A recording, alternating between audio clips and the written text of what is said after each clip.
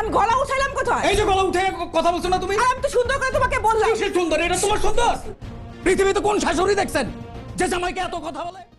এবার কিন্তু শহীদ তার স্ত্রীর উপরে কথা বলতে শুরু করলো এবং তাদের বিরুদ্ধে অভিযোগ তুলতে শুরু করলো। তার শাশুড়িকেও অনেক তুলোধনা করলো কিন্তু শহীদ এবার কিন্তু পুরুষের মতন জবাব দিয়েছে তার স্ত্রী এবং তার শাশুড়িকে। তার শাশুড়ি কিন্তু বরাবরই শহীদকে বলে ব্যাংকের মতো লাফানোর কথা, আর এটা কিন্তু মোটেও শহীদ সহ্য করতে না পেরে এবার কিন্তু তার শাশুড়িকে অনেক তুলোধনা করলো। বর্তমানে কিন্তু শহীদের শাশুড়ি এবং শহীদের বউ তারা দুজনেই চায় যে যাতে খায়রুল সেই বাড়িতে না থাকুক, খায়রুল সেই বাড়ির থেকে বেরিয়ে যাক। এই কথা কিন্তু বারবারই শহীদের স্ত্রী শহীদকে বলছে তার বাবাকে বলার জন্য, কিন্তু শহীদ মোটেও তার বাবাকে এই কথা বলবে না, কারণ এর মধ্যে মান সম্মান লুকিয়ে রয়েছে। সে কোনো মতেই তার বাবাকে এই কথা বলতে পারবে না।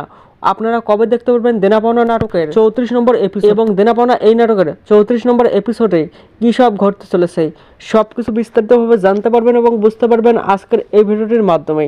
তাই অবশ্যই আজকের এই 2 থেকে 3 মিনিট ভিডিওটিকে মোটেও অবহেলা না করে শুরু থেকে শেষ পর্যন্ত মনোযোগ সহকারে দেখতে থাকুন, তাহলেই আপনারা সব কিছু A to Z জানতে পারবেন এবং বুঝতে পারবেন। কবে আপলোড করা হবে দেনা পাওনা নাটকের 34 নম্বর পর্বটি এবং দেনা পাওনা এই নাটকের 34 নম্বর পর্বে কী সব ঘটতে চলেছে তা জানিয়ে দেওয়ার আগে আপনাদের কাছে ছোট্ট একটি রিকোয়েস্ট, যারা যারা এখনও পর্যন্ত আমাদের এই ছোট্ট ইউটিউব চ্যানেলটিকে সাবস্ক্রাইব করেননি অবশ্যই চ্যানেলটিকে সাবস্ক্রাইব করে পাশের থাকা বেল নোটিফিকেশনটি অল করে দেবেন, কারণ আমরা প্রতিনিয়ত এইরকমই নাটকের আপডেটগুলি এই চ্যানেলে আপলোড করি।